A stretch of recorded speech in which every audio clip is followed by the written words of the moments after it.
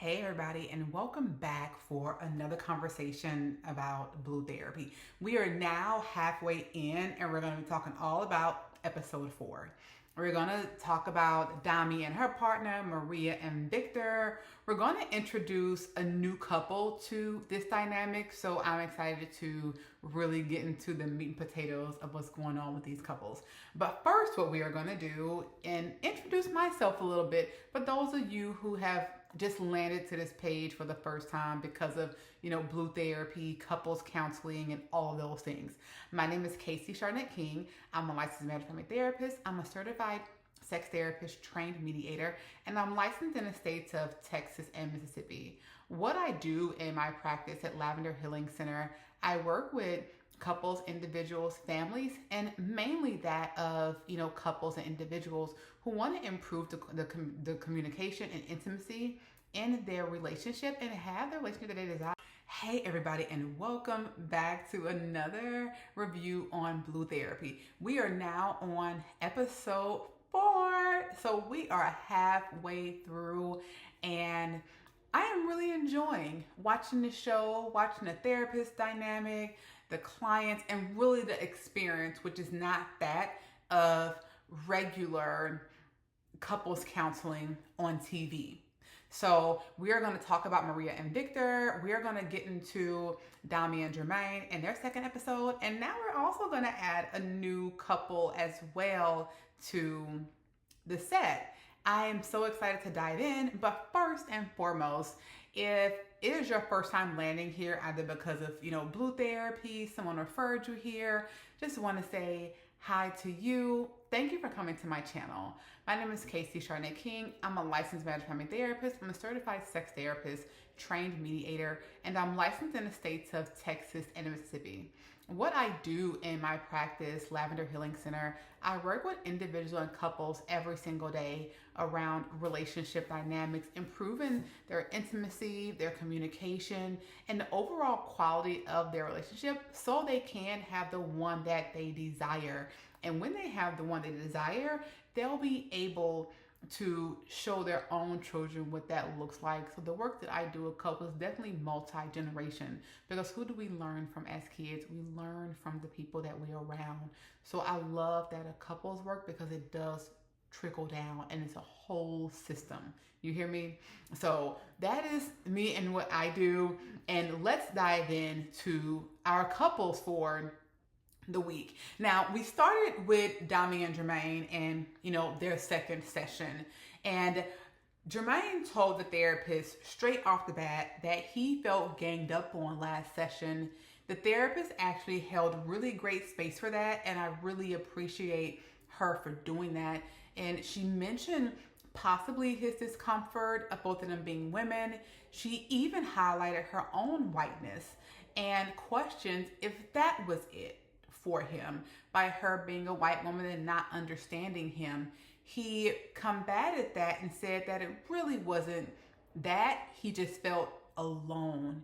She picked that up and went along with that. And what did that look like? And you're probably alone in a lot of areas in your life. So that opened up for him to speak to his Black experience, being over in that country, and the white dominated, and what it looks like for him as a man living in that space and not having his partner understand that. Yes, she is a Black woman, but she doesn't understand his experience as that of a Black man, as a provider and leader. Here's one thing I noticed from Dami from session 1 to session 2. The therapist has not called this out yet. Every time a husband talks just about himself, what the therapist asks him to reflect on, even his own experience, she does not give him the space to speak. That could be a lot of the issue in the relationship. He, as a Black man, as a husband, as your partner, is saying, hey, hear me. And when he tries to explain that to you, discuss his experience and what it feels like for him, he's constantly interrupted. So where's that space for him? I am hoping that at some point the therapist calls that out a little more, because she has not called that out yet and called her out for interrupting her husband whenever the floor is his to express what's going on internally. So I'm hoping this is a part of the therapeutic process where she includes that, because I've seen it quite a few times over the first 2 sessions and it has not been called out yet. So I am not happy about that. He tried to speak to his experience, tried to explain to her what it's like for him, and she's just not giving him that space, to hold and for her to understand him. Now, the update on Maria and Viktor. This dynamic is very interesting with this couple, but what it's shaping up to see is how both of them just bring both of their lived experience into their relationship. It's a really great example of that, because as we continue to dive into Maria's culture, we also look at Viktor's isolation and how that's impacted him as a man, and not having that space and not having that community. So he doesn't understand her worldview. I'm not sure if he really tries to, even though he said he understood last episode. I'm not sure he tries to even understand just culturally what family and support looks like and connection looks like in that community. There was a moment where Maria explained their very first time going to meet her family, I need you to kneel down to them in a sense as a respect for the culture. And he refused to do that. He said respect is given, it's not earned. And I appreciate the therapist highlighting their elders. They have earned respect. And he said, well, not from him. Okay. So that created a whole nother dialogue with this couple and his codependency on her. When I have you, that's all that I need. You don't need your family anymore, or not need them as much as you do, or place them as higher priority. I should be that high priority in your life, even though I don't want to give you that ultimate level of commitment that you are looking for. I should still be a high priority in your life. So he doesn't feel seen by her family, not even as a boyfriend, but as a person. But can we agree that when you date someone and you understand, or you try to understand the world in which they come from, Viktor is refusing to not only try to understand, but try to live in her experience with her, and vice versa for her to his. He doesn't have a whole lot to really invite her to family-wise, but she's fully ingratiated in his world, and she's isolated herself from her family and doesn't see them as much because of that. So this relationship comes off, very much one-sided to me. They both are not getting fully what they need, but I think Viktor is getting way more of what he needs, and the relationship is tailored to those needs of Viktor versus that of the both of us. I can acquiesce to you, Viktor, but you can also come over into my world and respect my world, respect my culture, where I come from, even if you don't agree with it. This is who I am, and this is what I require of anyone who's going to be in my life. So the therapist did a great job at the end about Viktor and not wanting to be vulnerable and let his guard down. The whole thing that I'm going to show you, I'm going to get you, really came back from his childhood. So I'm really glad that she started there with him. And so we're starting to see a little vulnerability open up there. I'm not sure if I have hope for this couple, but it may just take a long time of doing deep therapy work with them. But I don't know. I don't see it. I think 7 years is a long time. They both want each other, but they want each other in completely different ways. And he's not willing to so much invite her world into their life. He wants them just from where they are at this point to create a life together without the outside cultural themes. So I'm not sure how that's going to work unless Maria completely just isolates her family, her culture, the way in which she was reared in order to be with Viktor. So we'll see. I know we have a few more episodes left to see how this goes, but we will see how this goes. Now we have Mike and Yasmin. They did their homework around the finances. The therapist asked them to find things that were hard to say to each other. Yasmin asked him to carry more of the load. You're not working at all. I am working all day. I am cooking. I'm cleaning, taking care of kids. Like, please help me out more and do a little more. When she asked him for that and stated that in therapy, he came back and said, I just feel like I'm managed rather than I'm cared and understood. So his defenses completely came up versus saying, hey, I hear you. It was, quit asking me to do more, quit managing me. What about me? Give me some grace here. And I think in this session with this couple, the therapist did a good job about you're asking for grace and you're asking for understanding, but also look at it from her perspective and find understanding there. The way he wrapped it up at the end was, do you even find me attractive? I know and I can tell some pieces in here are edited because I'm looking at this. I'm like, how do we get all the way there? Just to, do you find me attractive? Now we are just creating a different narrative in therapy, not going to just that of, are you attracted to me now? Do you still see me? Instead of staying over here with, this is one of the main reasons why we are here. Here's our challenge. But when he deflects and puts it on her, do you find me more attractive? Do you still care about me? Do you still love me? Do you still see me? It takes it off of him where he can kind of breathe easy a little bit.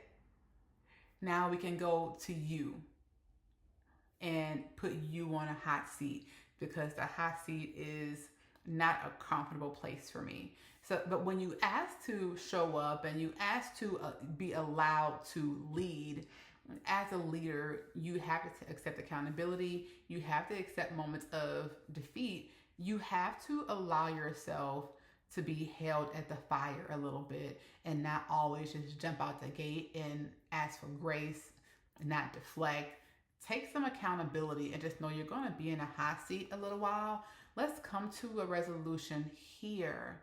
Then we can get over to the intimacy space and the attractiveness, what that looks like. What we have at the root now is trust. How can we trust each other again before we go to that space of, do you find me attractive enough to make love to me? What I'm observing just in closing of this couple specifically, and even with these two men, it's a couple of things with them across. Here's the thing. They both come across as they feel unseen, uncared for, misunderstood in their day-to-day experience as a leader, as a provider, as a protector. They're also asking for grace and understanding. They both are asking that. See me, understand me, without actually accepting accountability for the pressure they placed on their partners. So give me some grace, understand me, see me. However, even though I've done these things, I still need you to give me some grace in this relationship. And so I'm learning these are a couple of common themes that I have seen in this session today with these partners. Here's the thing that I've learned when watching these women on this show, especially in this particular episode.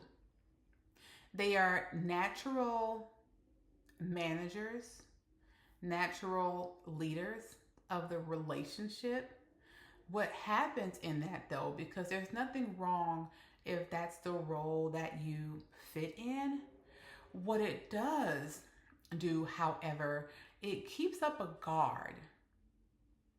It doesn't create space for their own gentleness, their own softness, because I have to manage the family. I'm the only one that can manage the finances because you're out here screwing up money. So I have to always be on, and make sure I manage, make sure I budget, make sure I lay out the plan for everything. So as you're asking to be a leader, and this is in regards to Mike and Yasmin, as you're asking to be the leader, I'm the one that has to be strong here and manage, do all the things. And so it's hard to be softer, to be a little more in your feminine when you have to carry such a heavy load in the relationship. So those are the common themes that I'm seeing, especially with Mike and Yasmin, Maria and Viktor, even with Dami and Jermaine. So that is, the piece there that I'm, noticing with these couples. So now that we've discussed the other three couples, now we're actually about to meet a new couple that's been together for 20 years, but neither of them know how to say what they need, and that's what's been costing them in their relationship. So we have the new couple, Carmen and Jr, together for 20 years, married, and have 3 kids. They just got back together about 5 years ago, but they were separated for 2 years and they've been back together for 3 years. Their big issue is they really just fight a lot. Junior has a job as a DJ. It keeps him away constantly. He maybe entertains other women, and still can't figure out how to communicate effectively with her. So they just go back and forth and they just haven't found a smooth groove in the relationship. Even Carmen admits that she can get a little snappy. I appreciated, especially in her first couple session, taking accountability and saying that I know that sometimes I can be a little snappy, I can cause arguments. But the overall theme is that they both are not listening to each other. They both are speaking 2 different languages, which I said before, speaking different languages is fine. Are we able to understand and interpret what's underneath that for the other? They haven't figured that out yet after 20 plus years. Junior says that he's not listened to. Carmen says that she's not taken seriously in the relationship. These are 2 people that have the same wound, just the words are different. They have the same wound. They both are hurt. They both feel misunderstood. They both feel unloved. They both just don't feel that the other sees them enough. Their language, though, is coming out different. But if they're able to slow down and listen to each other, they will understand that what they're saying is just the same. Here's the thing that I noticed immediately when it came to Junior. As soon as he started talking, Carmen cuts him off. Ladies, we can really have that bad. And this is a therapist who works with couples, and so I see it a lot in session. We can really have that bad where we just won't let our partner, this is heterosexual relationships, you struggle to just let our partner speak. They're asking to speak and wanting to be heard. The thing that I've noticed with all of them is they immediately jump and cut off their partner. What he was trying to say was, the only time we talk is when we're bickering. More specifically, he said, when we're not bickering, we aren't talking. That line is the whole relationship on a plate. We don't know how to communicate. We don't know how to listen. We don't know how to hold space for each other. All we know how to do is create conflict. Now, also underneath the history there, Junior wants more kids. Carmen was ready to jump back into having more kids, but they had a baby while they were separated. She's not ready to have any more children just now, but we'll see how that goes, with the couple. I think for him, he wanted to talk out and plan the pregnancies. He was very surprised, by their last baby. For him, it was not planned. He was shocked. Y'all, I don't know how he was shocked. How you were shocked you got your wife pregnant. But he does credit their son for bringing them back together. He said it was that moment where he realized that he needed to come back home. And Junior's also still carrying this deep level of hurt because his wife asked for separation on his birthday 5 years ago.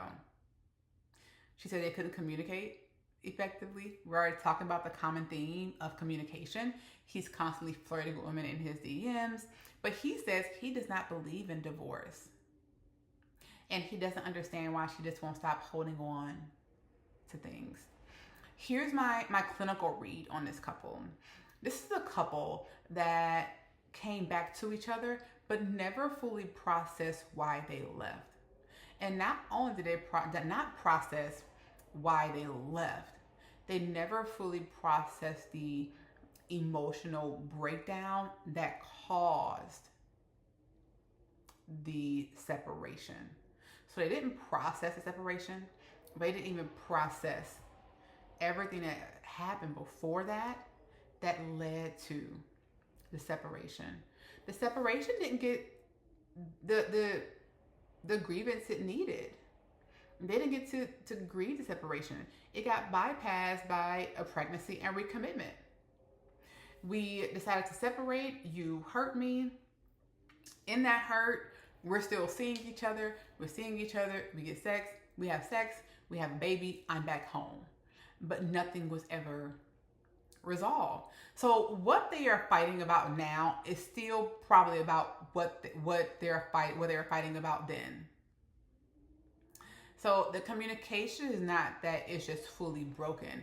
It's blocked by unfinished business. The therapist gave them homework at the end, and they had to ask each other, what do you feel most appreciated? When do you feel most appreciated by me? Which I think is a really great question. When do you feel most appreciated by me? What do you miss about how we used to connect with each other? And what is something small that I can do for you over the next week to make you feel special? These are good questions. These are, goal-oriented questions to help repair the language. And the way that I do therapy, though, these are not questions I would ask about in the beginning.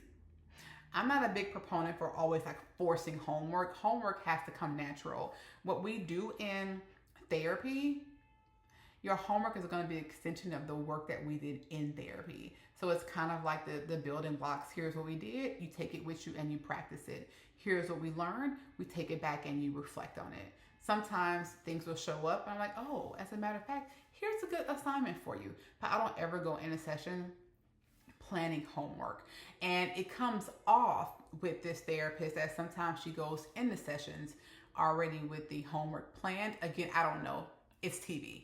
But what I can say about this, because of the editing, I don't like the way that the episodes end. Even though they end with homework, you can see there's a lot of editing there, so we don't get to really see the nuts and bolts of stuff. We're just getting cliff notes. So I can see why for some people it doesn't come off as real therapy, because we get a little history, a little emotion, here's homework, goodbye. And that's not really how therapy works.